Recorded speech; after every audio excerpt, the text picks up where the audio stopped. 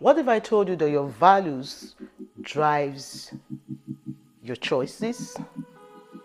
Your choices are based on your thoughts. And when you think about our thought comes from the different experience in life that we get from either our interaction with people in our community, and that interaction informs how we make choices in our daily life, and that those choices kind of build up to form our habits. So our thought informs our choices, and then our choices inform our habits, and then that habit flows into our character. And your character is how you signal your value, and your value is what sets up your community. In this video, I want to teach on how to identify your value and how to be able to create a mission for your life that allows you to live a well-rounded, balanced, and purposeful life.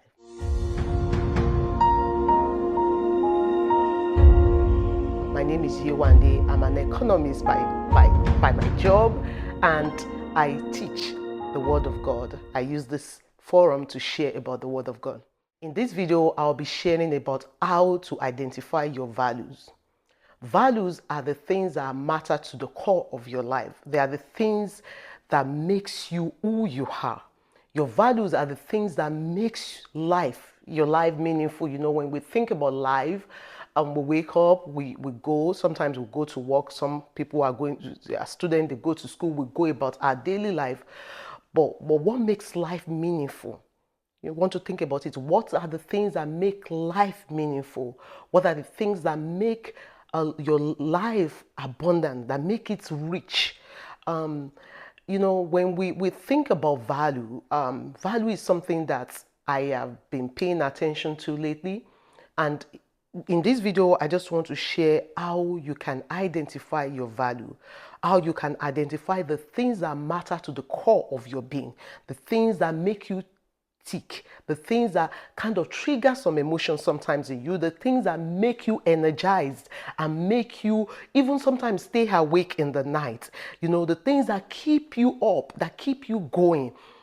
When you talk about people, psychologists, when you discuss with them when it comes to value, they will tell you the value is something that are the things that are important to you, the things that matter to your core, to the core of your being. And when you think about different ways that you could identify your value, there are several methods out there or approach out there, but I am just going to be very, very practical on how I have been able to identify the things that are valuable to me. Because value drives the price that you place on something. You know, in economics, when we describe the price of something, the price of something is determined by the satisfaction that you're going to get out of that thing. You know, when you place a high value or something, you're willing to pay a higher price for it. And value is relative. It depends on an individual. Like sometimes the things that I value might not be so much of importance to you, and that is fine. So sometimes the things that are valuable to you might not be valuable to others, and that doesn't mean that there's something wrong with their value. It just means that we don't connect on that level. That's the way you want to think about it. You know, I want to quickly share about how I was able to identify my own value. How did I get to identify my own value, or why did I even decided to identify my value?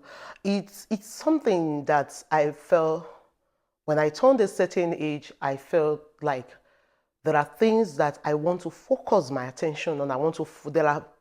There's a purpose. I know the purpose of life is living a purposeful life, and I want to be very purposeful about the things I do, about what I say, about the things that I get involved with. I want to be able to identify my boundaries, to know what I can easily say no to, and to know the things that I can invest my time and my energy and my gifts on. So I got to sit down, and when it comes to understanding your value, it's something that you have to do for yourself. You know, sometimes we go to therapies session and they tell us, oh, this is what is wrong with you.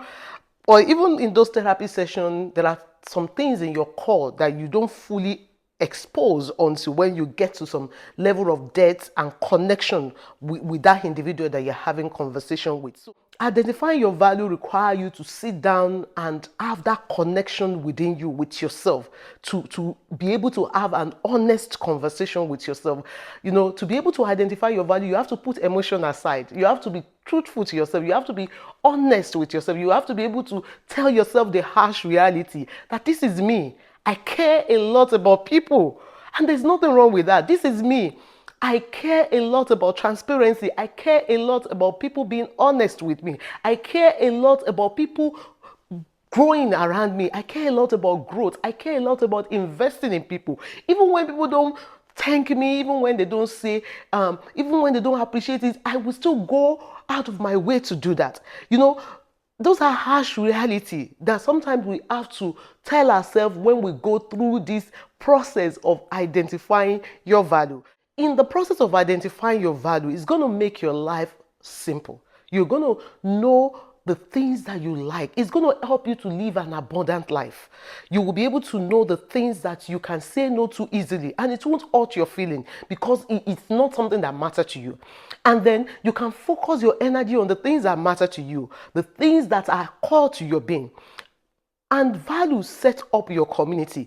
When we see ourselves having disagreement in a relationship, that might mean because we are not connecting on some certain level. That doesn't mean that that person's an enemy, or we should block them, or we should make them an outcast in our life. That doesn't mean that. It just means that maybe they are not supposed to be in your inner circle because your level of connection is different, because your values, you don't have common values, because common values will build that relationship. So you have to sit down or maybe take a walk. Anything that helps you to find yourself, to help you to come to yourself, to come to terms to yourself, is what you would need. That's the environment you want to create for yourself before you kind of go through this process. For me, I like taking a walk. I just enjoy walking in the woods, and sometimes I will have this conversation in my head, and I would ask myself, okay, when somebody didn't tell me the truth, I didn't like it. When somebody is trying to hide some information from me, and I know that I needed that information to make a decision either about a business investment or either even about financing decision, and they are not giving me the full information, and let's say I get to know about that thing later on, it makes me feel bad. So right there, I know that transparency is a core value to me. So I want to be transparent with people. I want to be able to show myself. I want to be able to show up. I want to be able to be myself around people that I know care about me and I care about them. People in my inner circle, I want to be very transparent with them. I want them to know me for who I am. So that was a conversation that I had within me, and I know that, okay, transparency is one of my values, something that I value. And another thing that you could also use to identify your value is to be able to recall memories of events that makes you or that triggered some kind of emotion in you that made you kind of maybe cry sometimes, or maybe laugh, or maybe feel some surge of joy in your heart. Those are the kind of the conversation I'm talking about here. Like, you have to sit down and think about yourself. You have to be honest with yourself. Is your harsh reality. You have to be truthful to yourself, and you want to pack it on paper. So during this walk with myself, just in the wood, thinking about it, those things, those trigger in my life, those kind of things that trigger me to be happy, or those kind of things that trigger some kind of conversation, strong conversation, either with my friend, I would think about it. What was the underlying thing? What was the underlying action or the thoughts that kind of drive me, maybe busting out crying during that conversation, or even making me laugh in that conversation? And I realized that I like people who are honest with me. I like people who are transparent with me. And I like to help people. When you're having this brainstorming session with yourself to identify your value, you might come up with like 30 lists of things that you, for me, I was coming up with this list. At some point, I was coming up with a list of, oh, I care about people. Oh, I care about children a lot. Even if I don't speak for myself, I will speak if you try to hurt vulnerable people, especially children or women. I like inclusion. I want people to be represented when there's a decision to be made about people. I want their voice to count in that decision. So if I'm making some decision around maybe where to go to for vacation, I would ask my children, where would you like to go to? So I like inclusion. So from that conversation with myself, I realized inclusion is something that matters to me. I put it on paper. I care about people. Okay, so I know I care about people, maybe not to, but I know I care about people's growth. I care about investment in people. I care about helping people grow. So maybe you can add it to my goal. This is coming about what I care about. And I realize I care about serving people. Service is another core value to me. So you would see, I'm the type of person that when I get somewhere, if I see something that is not working well, I want to support it. And if I see something that is already working well, I want to support the individual that is doing that thing that is working well. I care about service. I like to see people serve confidently, unapologetically, and do what God has called them to do without feeling ashamed, burdened, or stressed. I want to provide help and support to people who are in service, either public service, service in the church of God, or service in their business. I like to support people. So from that list, I came up with another core value: service. So you have to sit down with yourself and come up with this core value and create a list. You can come up with like 30 lists. I mean, when I was going through this conversation in my head, it took some months for me to nail it down. And like I said, the motivation for why you need to understand your value is that it will help you stay away from trouble and trouble with people, trouble with process. It will help you align your vision to your purpose in life. When you identify your value, it will help you live abundant life. You know what you care about, and you can focus your energy on what you really care about. For me, within that conversation with myself, I came up with this list, about 20 of them, and I kind of grouped them together. Like, you can group them together. Like, I know when it comes to caring for people's growth, caring about business growth, caring about the community and the nation, serving others, public service, those words kept coming up under care. So I grouped them together, and that became my core value of service. So service was a core value to me. And then when it comes to transparency, I realized that, I like to see people being honest with me, and I like to be honest with people. Even when sometimes in the process of being honest with people, sometimes you might overshare, and that's still something that I'm learning to not do, to not overshare in the process of helping people. But I like to be transparent. I like people to be able to know me for who I am. I like not to pretend. Whatever you see on my personal WhatsApp status is what you're going to see on my social media status. I don't live a double life. That is something that in that conversation, it came across to me that, you're a very transparent person. That's your value. So I added it into the table. And transparency kind of ties to integrity. I like to vouch for people who are transparent with me. When I ask questions and you tell me, even when I feel like what you are telling me might not be what I want to hear, but that you are telling me the honest truth, it shows that you're a person of integrity. With that in mind, it's easy to work with you. It's easy for me to understand your limitation, and I'm not making assumption in that relationship. So integrity was another thing that is called to me.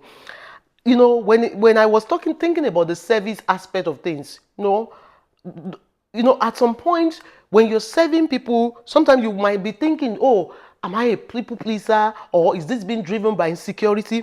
But something you want to realize or come to terms with when it comes to service is that it builds you up in your mental wellness. It helps your mental wellness.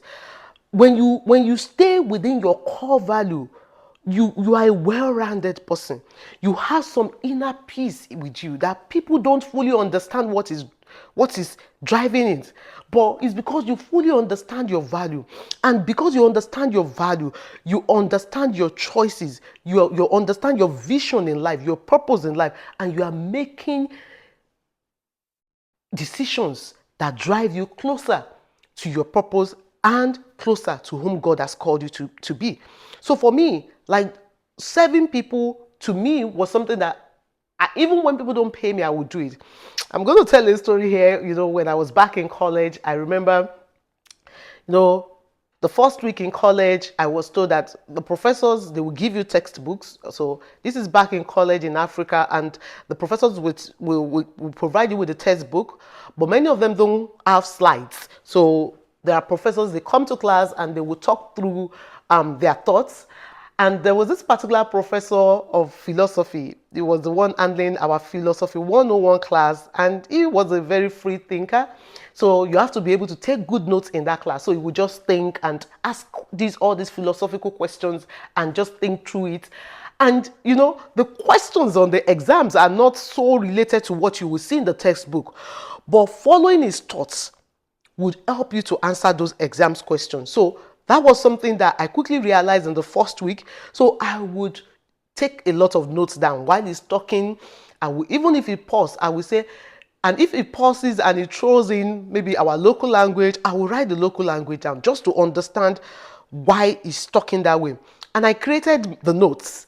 And at some point, my classmates, I will share my notes with my classmates, because we've heard a lot about that class, that Philosophy 101 is a class that people coming from social sciences would usually get. If you get a C, you're kind of good in that class. You're very, very good if you get a C, because it's a class that people kind of struggle with. So that's the point I'm trying to make.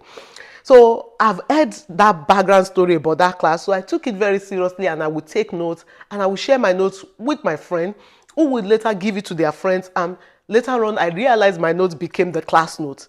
We all got a very good grade in that class. It was one of my friends that told me, I think it was a friend. He came and said, "Oh, I saw your note today at the photocopy station. Somebody from another department was copying your note." And I said, "That handwriting looks like Yewande's handwriting."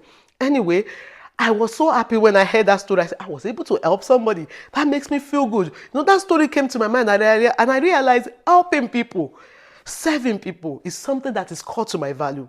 I like to support people that serve. I like to contribute where a meaningful service is happening. So when you write all these core values down and you list them, you want to come up with your top 10. 10 is a good list to start with. When you see mission statement from an organization, they will state their core value. Top 5 is what you will see most organizations focus on, maybe at most 7. But if you have, as an individual, 10 might be good. So you want to come up with your 10 list, and then you want to keep them forefront. If possible, write them in flashcard, or even create a very big post-it note that you could see every day to remind yourself.